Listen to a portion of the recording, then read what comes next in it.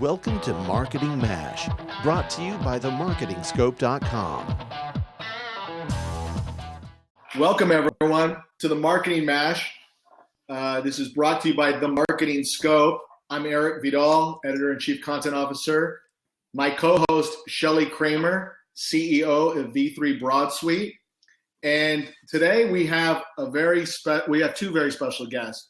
And they're special for a lot of reasons. And you're going to hear some great things today. But these are guys who come from it from a sales perspective. And they're going to be offering some insight and intelligence on, obviously, marketing, but also sales. And so they're going to talk about what's hot new sales tools to leverage.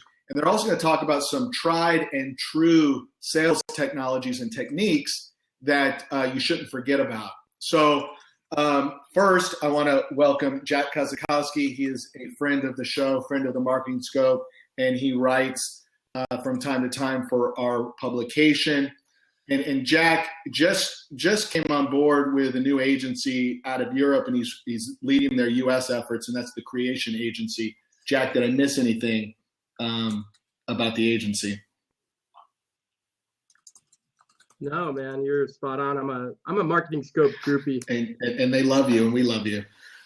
So we have Miles Austin, who really needs no introduction in the social selling or sales world, but I'm going to give him one anyway. He's an international speaker and trainer on the topic, and he's known around the world as the web sales tool guy, and so or web tools guy. We lost Shelly, but I know she'll probably be jumping back in. But Miles, how did you get that description, the web tools guy? Well, you know what?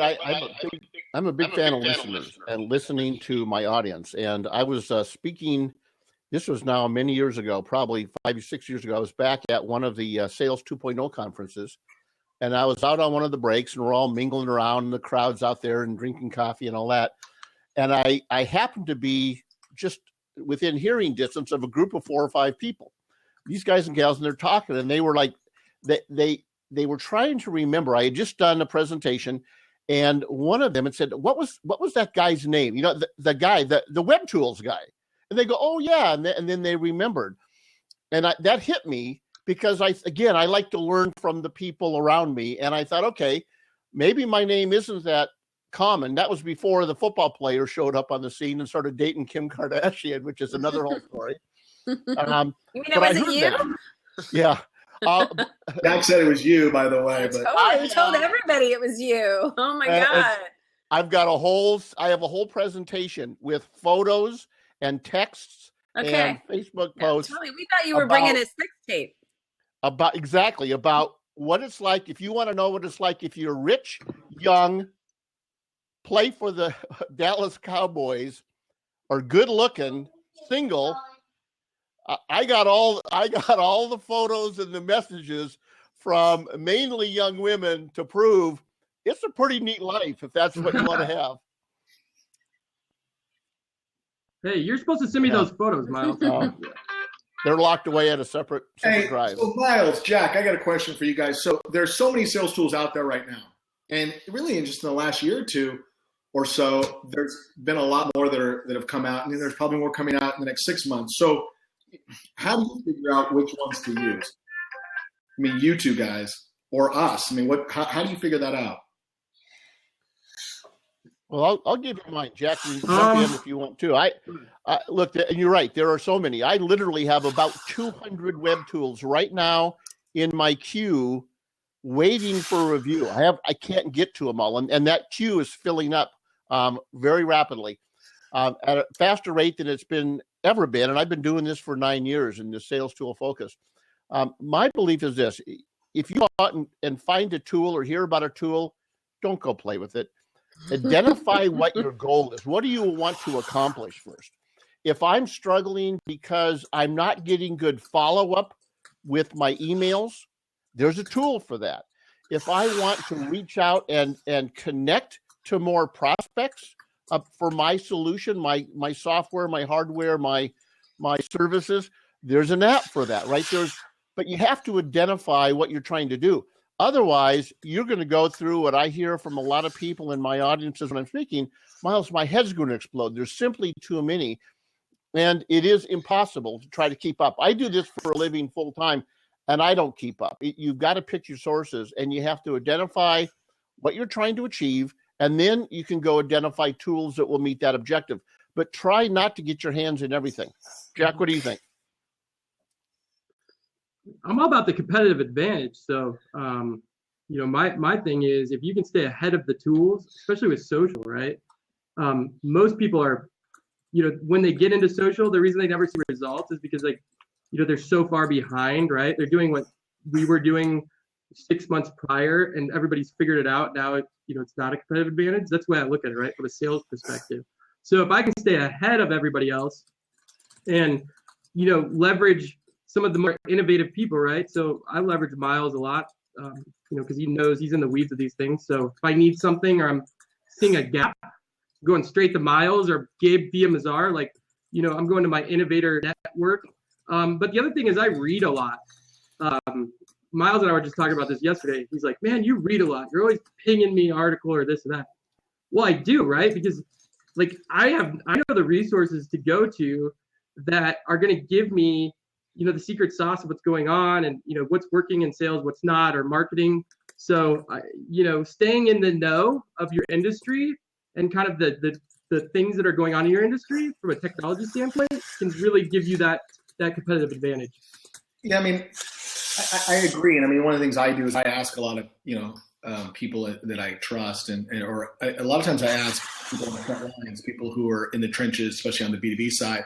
Here's one, guys, and tell me if you agree or if this is off, but what I'm hearing from a lot of sales people or sales leaders in very small startups or small organizations is Salesforce is a bit too much right now for them. 10 years ago, different story, but Salesforce has grown so much that they're looking for smaller, more nimble, flexible, and simplistic type tools. Is that something you're hearing from some sales folks in very small organizations, or is that just me speaking to 3 or 4 or 5 isolated folks in an isolated incident? I think CRMs are a time suck for the most part. That's my opinion in sales. Why are we spending time as an administrator, right? It's like administrative duties. So I do think that if you can simplify, nimble CRM from a social perspective is pretty good, right? But personally, small businesses, typically you're not working enough accounts or opportunities to really have to put in all this data, right? You just need something that simplifies it, is efficient, tracks some of the dollars and cents that are important. This whole robust, as we evolve in technology, I think the problem with sales is you can't give us anything that's robust or takes away any of our time or makes us think, right? We need things streamlined. We need it efficient. We need it simple. And if we don't have that, we're not going to use it.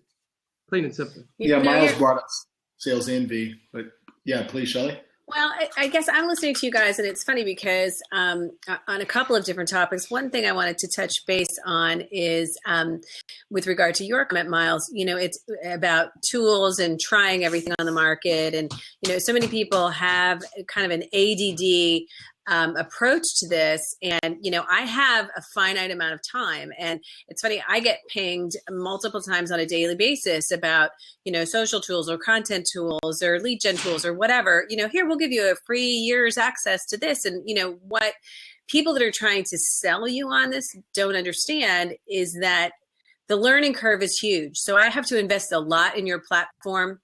Unless I have somebody that I know and trust telling me it is the most amazing thing and I can't lose, or even helping me or doing it all for me or whatever, I just don't have time.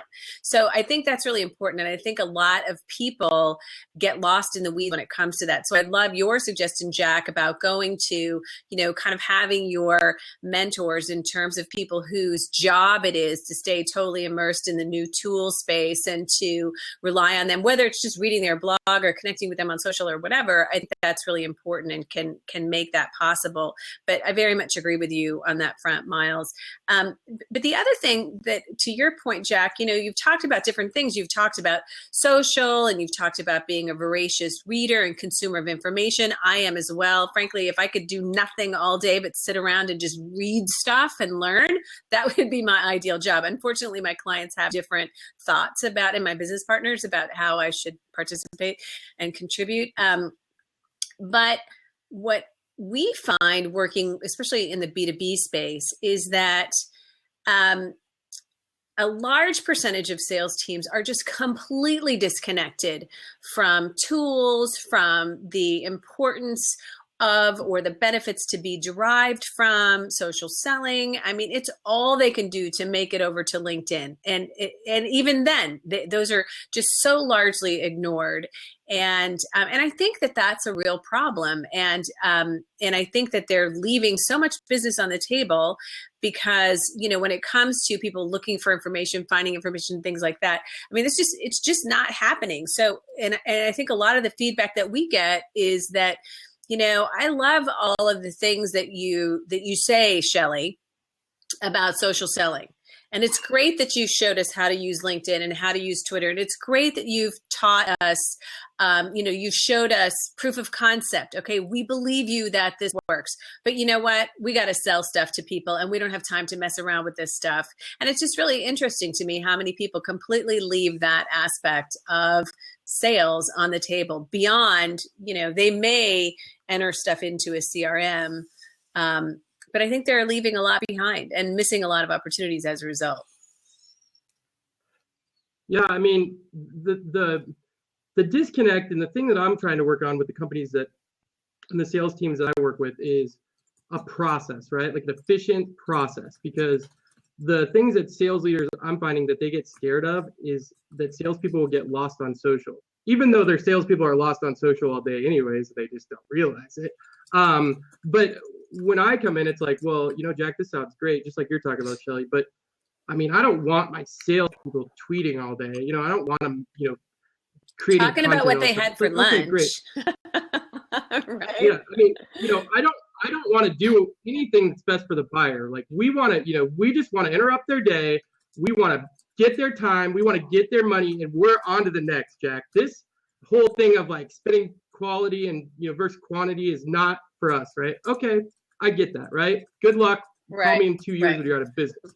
But if you want to go deeper into that, there's got to be an efficient process around social, right? And a lot of salespeople, what happens is they do all this social stuff and they do all the cool things that we show them from a marketing perspective, but they never get a result, right? Because they're all over the place. They can't figure out how to manage these conversations. They can't figure out how to understand what, when they should move it offline or how they should move it offline. So being targeted and focused on a certain amount of accounts is what I've found is the easiest, right? To say to reps, hey, focus on 10 accounts a week, stay super revenue focused, segment out your social accounts or social contacts within those accounts, and then put together like a 5x value versus ask plan, right? Give them 5x value. When you've got, you've marked off all those 5Xs, then you know what? It's time to move them offline. Social game is over, right? Now we got to go into sales mode. We got to get them offline, lead with value, work on the messaging, use LinkedIn to do that, pick up the phone, just shoot a nice email. I don't care how you do it, but give the buyer something on the front end. It doesn't take that long to do that, right? 45 minutes a day or less. And if you can get the sales leaders to understand that, right, that it's going to be efficient, they've got a certain amount of time, it's not a lot of time, and it's going to really help the buyer, and you can get a couple reps to do that over time, is when they start to get it. But just, the social marketing versus sales pieces is the disconnect. Marketers want to talk about social selling as, marketing, but it's not, right? Salespeople should not be marketing. They should be selling using social as the vehicle of communication. Got it. That makes sense. And let's go back to sales tools for a second. And Miles, maybe I'll start with you and Jack jump in. But, some are focused on the enterprise. Some are focused on the individual. Is there a preference that you have? The other? I'll answer this completely honestly.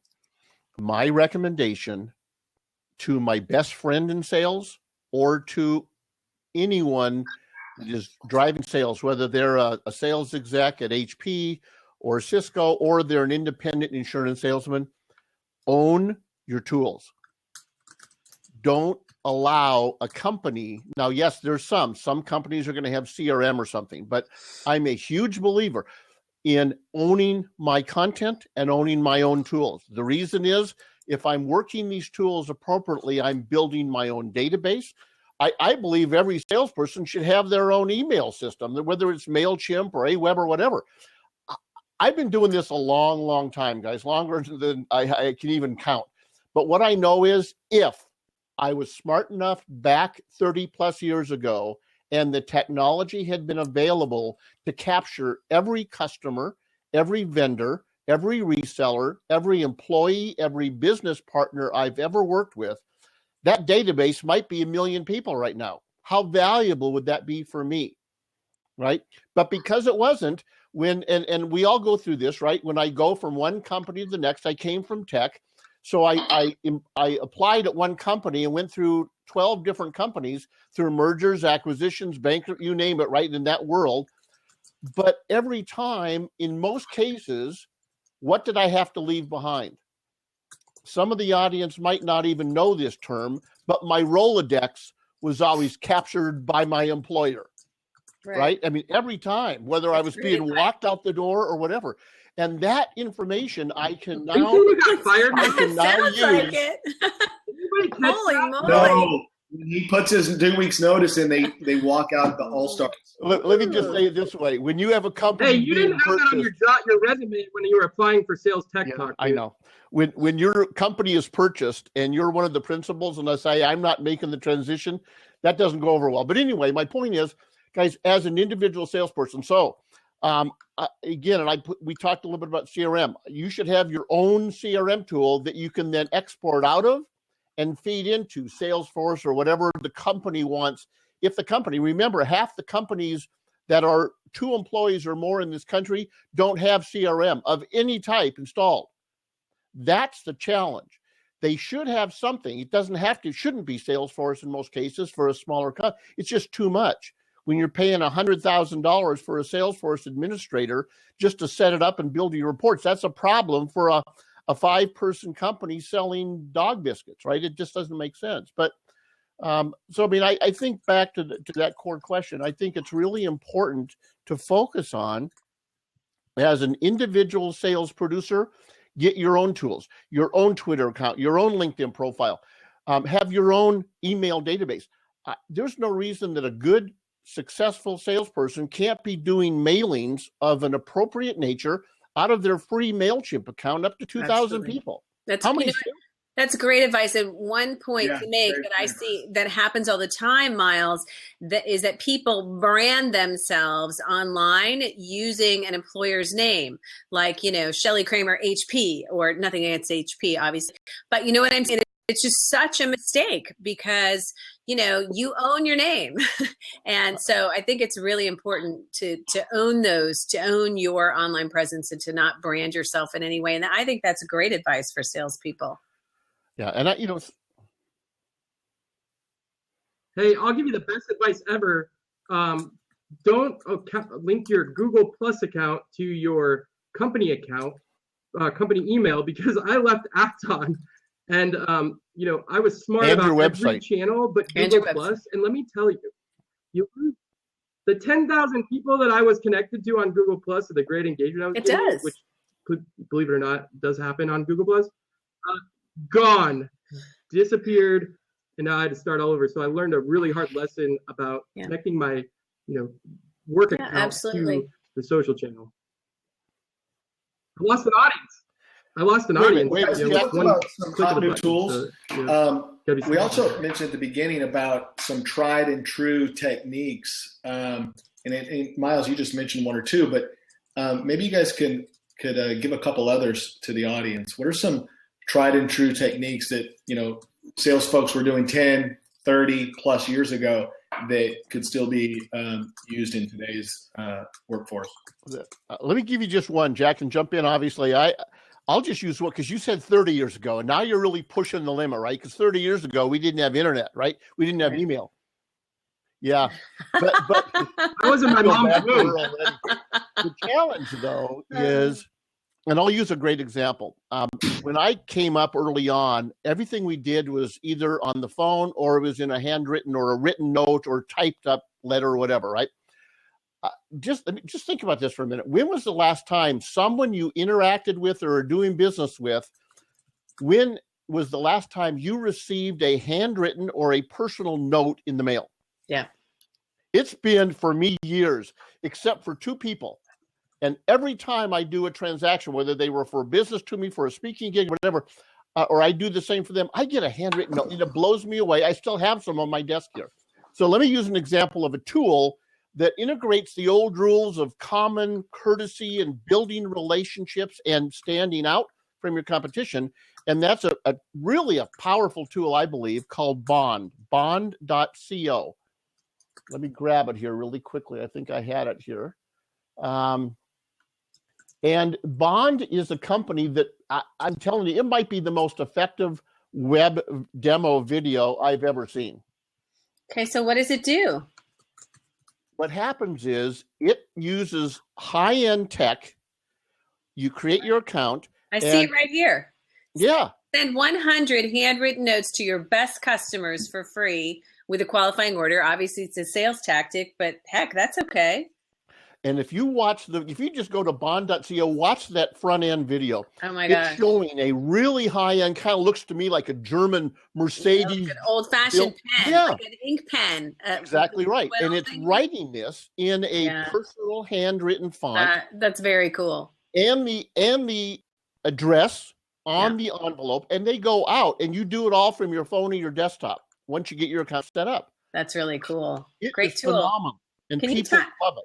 Can you top that, Kosakowski? I mean, come on, because this is like pretty good. Yeah, so, you know, if I was roaming around Jurassic Park 30 years ago, I would have, you know, honestly, I know the way to Miles' heart. I just send him flowers, you know, if you want to go old school. But no, so I would say that the most simple form of sales that will never be lost is conferences, right? So like I use social to get connected at the the highest level with buyers or whoever I'm trying to connect to. But like what I find is that I got to get out and about, right? Like the problem is like salespeople inside sales is like really taken over the salesperson's relationship style, right? We just call. It's like we call and beg you, we email, beg you, get you on the phone, we pitch you, and then we call you and then we email you. But like, there's no matter how good you are on the phone, like you never can really build a good connection with somebody because once you shake somebody's hand, it gets real, right?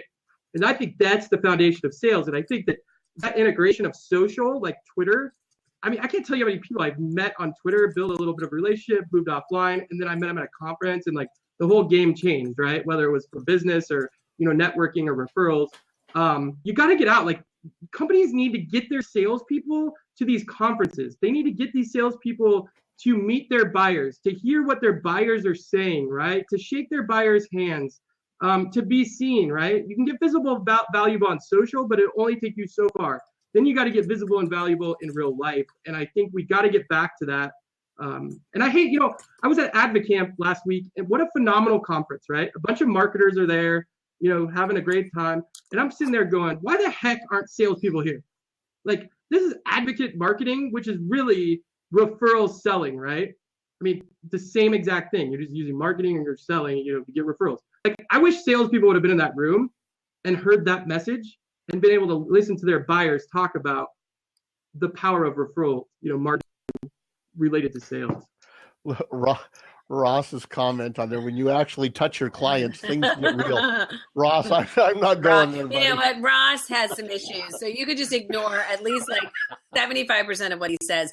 One thing that I'll say, Jack, I do actually love your advice there, and it happens to me all the time. One of the things that I try to work with our client sales teams and teach them to do is, the value of a conference is so great beyond parking your butt behind that exhibit booth. It's so great. And that's really where you can use social channels. You can use Twitter search to search for people tweeting about going to a conference, being on a flight, arriving at the airport, whatever. You can always find LinkedIn groups that are dedicated to people attending a conference. You can find Facebook groups dedicated to people attending conferences. And you can take a few minutes and go in and, send a note to somebody, hey, Miles, I see you're headed to the HIMSS conference in Atlanta.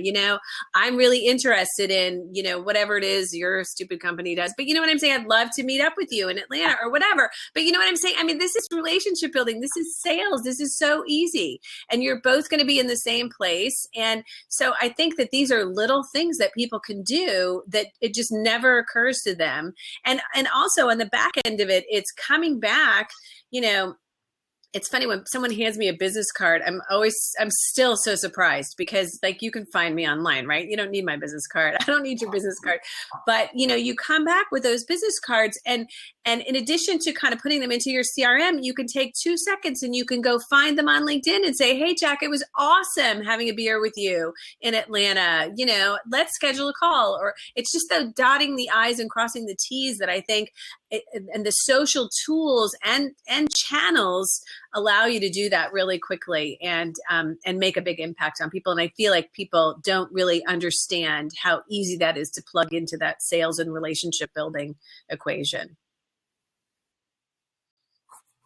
Well, and you brought up a good point, right? So one of the things I do on Twitter, and I've not, actually I don't want salespeople to do this. I'll still tell you, but is I go into every conference, right? Especially if it's a targeted buyer. I sell to marketers or salespeople, either or. So I'll go to Advocamp. If I'm not an Advocamp, me too. I follow the hashtag, right? I insert myself organically at the conference. I get into the conversation, and then I follow everybody. I go to Crowdfire. I pull the hashtag and I look at every single person that's on there and I follow them so that I can get them follow me back so I can get visible and valuable in front of them, proactive versus reactive, right? And, get them into my audience, get them into my social drip campaign from a sales perspective, start giving them the value that they deserve, right? The buyer focus and, nurture these people. And the only way to find, who your real buyers are is look at people that are going to conferences because those are especially if you're selling technology, those are the innovative people that are spending money. They're taking time for to listen and understand the resources around the technology and the things that are going on in the industry. And they're the cutting edge people that you want to be on the phone with and you want to be connected to on social and you want to shake their hands. Like sales has to get it, man. This is multi-channel. Everything, you got to be doing everything all the time and looking to get connected to as many targeted buyers as possible. If you sit on the phone all day, good right. luck. Yay. Old school handshakes, look eye to eye. That's very good advice. That's very good advice. Yeah. It's funny though. It's tough that I used to do demos. I used to be doing a demo tweeting on Facebook. I used to have 5 different conversations, closing a deal, tweeting, come on. But the other thing too, I think that so many salespeople are inherently lazy. And I think that this is what has become of inside sales teams. And it's people call me all the time trying to sell me crap that if they took 2 seconds to Google me, to look me up on Twitter, I'm not hard to find. They would know that they're selling to the wrong person. They're selling to the right person. They want me to be their BFF, any number of things. It's crazy. And I think too, that people give you clues all the time that help you build better relationships with them. And the people that always get my attention, the people that send me milk duds in the mail. Because on my Twitter profile, it says, I love milk duds. And it's almost kind of I didn't do it on purpose, but do you know how many boxes of milk duds I get in the mail from people trying to get me to pay attention to whatever it is they have?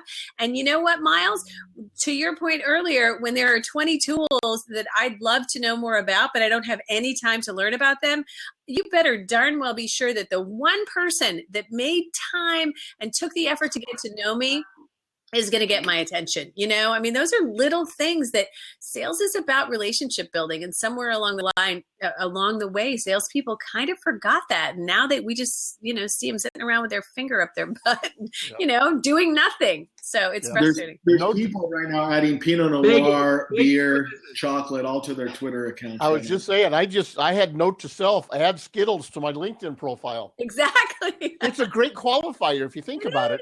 When you get milk duds in the mail, they've done some homework. Fair? And that's so important because 97% of the salespeople who contact me have done zero homework. So when you are part of that very small group who cared enough to try, I like you already. Yeah, I just do. I'll tell you a really cool story about Twitter, a social selling story about a sales rep. So he was prospecting an MBA team, and you can all imagine how hard it is to get an MBA CMO on the phone, right?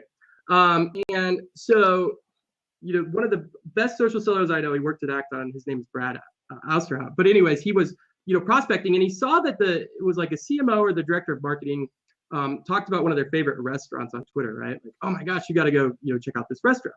So what he did was he actually ordered food for that restaurant, right? One day, took a copy of the receipt, took a picture of it, tweeted it to the CMO, director of marketing, and said, hey, just to let you know, your favorite meal is on the way, should be there any minute. Moved them offline. After that, they tweeted back and said, we got to talk, right? Like that was a phenomenal way, right? Like a competitive advantage to getting them on the phone, and closed a $60K deal that usually would take 2 to 3 months in 2 weeks, right? But think about that mindset in sales, right? That was so simple. How much time did it really take him to go to their Twitter feed, find their favorite, that they tweeted about their favorite place to eat, and then paid the $45 or whatever it was, right, for a really big commission. And he gave value before asked, right? I think Miles and I, we talk about this all the time. How can you use tools? How can you use tools and social to give you the competitive advantage to find the social data you need to give personalization and the value on the front end so that you earn the right to ask, right? And I don't think that with the right tools, you can make that whole process efficient. You can make it targeted. You can make it revenue buyer focused, and you can actually get a result probably even faster than if you just kept pounding the phone every single day, just crossing your fingers that the secretary was going to let you through the gatekeeper. Right. Here's another prop. This is like just paying attention. Anybody that pays attention to me knows I talk about food constantly, and so this was somebody that saw me, either connected to me on Facebook or saw me tweeting about the fact that I am a huge fan of Cheddar Jack Cheez-Its. I will do anything for some Cheddar Jack Cheez-Its. And so I got these in the mail one day. I mean, how hard is this? Like, I like you already. If somebody would go to the trouble of knowing where I love to eat and having a meal for me, dude, it's sold, it's that easy. Hold on, Shelley. So now we know you like milk duds, you like those. If you can work your what kind of wine you like, and we'll have kind of your whole menu covered here. I'm kind of Cabernet Sauvignon fan, big bold reds. I'm a beer lover. So anybody that wants to be friends with me, Ross, you better start sucking up. These are the things that I require. Hey, you know what? That reminds me of when I was in college. Those are all the things I used to send to the sorority girls, and it worked every time. Well, thank goodness. So glad to know that. Hey guys, we'll continue this conversation, but we've talked about some great topics here. We've talked about hot new sales tools, tried and true tactics, and we got some great examples. So thank you everyone for sharing them. Real quick, before we take off, Jack, Miles, I know that you guys are launching your own video podcast series, and it's early on. Can you want to give a quick shout out about what you're going to be focusing on and what days kind of expect those, the live shows? Go, Jack. So you're pointing up there to the topic, hot new sales tools and tried and true tactics. Is that the focus? Yeah, so I have to give this credit to Miles. So his saying has always been, right, it's new tools, old rules, right, relating to sales. Like no matter how new the tools are, the same rules apply. You can't social sell your way to your quota. You can infuse social into the quota to get to your quota, right? So we talk about the new tools relating to sales. Some's a little bit, it overlaps with marketing. Whether you traditional laggard, sales mindsets want to admit it or not, marketing is starting to become a piece of the pie for sales. Starting. Yeah. He's a millennial. I'm going soft. Okay. He's kind of slow. And then the other thing is, Miles and I, we like to argue. So, and I like to argue with him because it's easy. I always win. And he's a baby boomer, they don't know anything. So, there's going to be an element of excitement. And then, some thought leadership. We'll bring on some, people that are big names and trends. And I'll let Miles take it from here. He's got a better radio voice than I do. But thanks for asking, by the way. This has been a fun time. By the way, whoever Katie is in your audience right now, I think she's one of your team. You got an interesting group here. I'll tell you what. We do. They're crazy. They're all crazy. Men with ginger beards and man alive. Anyway, yeah, I think the real issue is look, we like last week as an example, I think it's really important. Sales is a fast moving industry like everything is. And there's always kind of a buzz of the week. And usually after a week or so, it'll kind of die down in the next, okay, what the heck's everyone talking about? So one of the things we try to do in the show is we're going to hit whatever the hot buzz is. Last week, as an example, we just finished a whole series of 3 or 4 of these big summits with 30, 40, 50 people presenting for a day or two. And I was getting a lot of feedback from people going, Miles, I'm worn out. My God, I can't sit for a day or 2 days and listen to 50 different people. So we talked about that and say, is that a productive way to go? Is it still a good platform, et cetera? Every week, we're going to talk about something that's kind of the hot buzz within the sales industry for that week, just for 5-10 minutes. Just like you guys have done, the audience interaction is really important. We're going to have someone from the audience come in and share a tool that they've heard about or that, they've just learned on or they're using, or maybe one that they want to learn more about. It's designed really just to have some fun and explore in a non-structured way to a certain point what we're all dealing with in sales on a day-to-day basis. Oh, I think that sounds awesome. And when are you doing this again? Jack? What day? Friday. Yeah. So Miles can put in the link, but yeah, I think it's about innovation, right? Like how can we be the resource that salespeople can leverage for 40 minutes in their week to find out like what 2 new sales tools they could use to make them more efficient, create more conversations, and drive more, deals into the pipeline, right? And then the other thing is, how can sales leaders, from a sales leader, what's going on, right? Like sales leaders are so, in the weeds and just trying to hit their numbers and do their job. We'd love to be the trusted resource where they can come in and hear about what's going on in sales, kind of the newest trends, what should they be looking for, and so forth. Because it's really tough to do that. There's a lot of noisy talk about sales. So we want to really keep it geared towards, the innovation and the education piece, and then give people something to take away, which is, try this new tool. We're even going to tell you what the commitment is, right? The time commitment. I hate when people tell you, like, try this tool. Okay, how long is it going to take me to just get the dang thing set up? Maybe you guys can talk about how sales and marketing can work together better, or how, talk about some of the, and have us on the show and we'll go at it. Well, thank you so much, you guys. That's it for this episode of Marketing MASH. You can share your thoughts by following us on Twitter and Facebook. Subscribe to our podcast to keep up with the show. And of course, you can always find us by visiting themarketingscope.com.